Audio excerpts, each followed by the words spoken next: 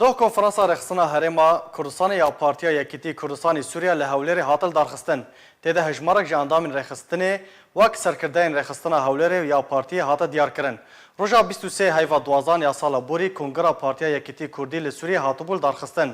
û di kongir de navê partiya xwe û sekreter û cigirê wî hatine guhartin. û biryar dabû ku bi nêzîktirîn dem konferansên rexistinî were li darxistin. Navê Partiya Yekîtî Kurdî li Sûriyê bû û bi biryara Kongerê bû Partiya Yekîtiya Kurdistanî Sûriya û Silîman Oso li cihê İbrahim Biro bû sekreter û Abdullah Ocê li cihê Hesan Salih bû cigirê wî. Di Kongera Yekîtî de sekreter û 19 endamên komîta siyasî û 2 endamên din jî weke yedek hatin helbijartin. Kongera Yekîtî bi sîstemeke nû hatibû darxistin, ew jî sîstema jorên elektronî li ser malpera sosyal medya jorên Skypeê û bi navên Jora Kurdistana Sûriyê li Qamişlo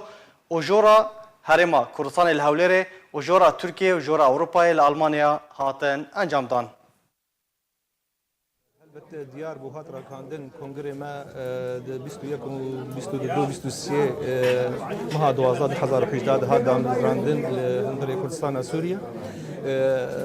حالك نورماله انه بريارا الكوميتا السياسي هاستندن انه كونفرنسي في بارتيا ما ايري خستنا تشل هندر تشل دربي ولات بكونفرنسات ما بين ديار كرن اجبون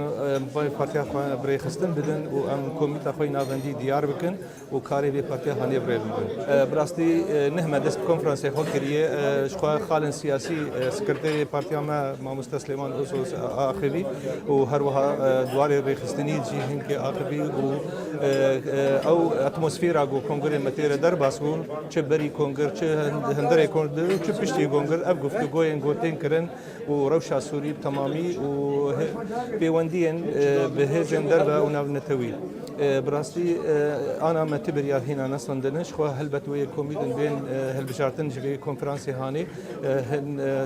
اي شاغان بين هلبجارتن هروها كوميتن هريمي بداوي اب كوميتن هريمي جوان ريخستن اجبان شاغن هوليري ودردولي هوليري وبين جواندن وكوميتا نابلي جوان بيدستيشان كرن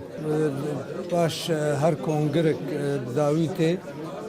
جارك دي لبقرك دي بين ريخستنا شاغ هلتين هلبجارتن هل دبركي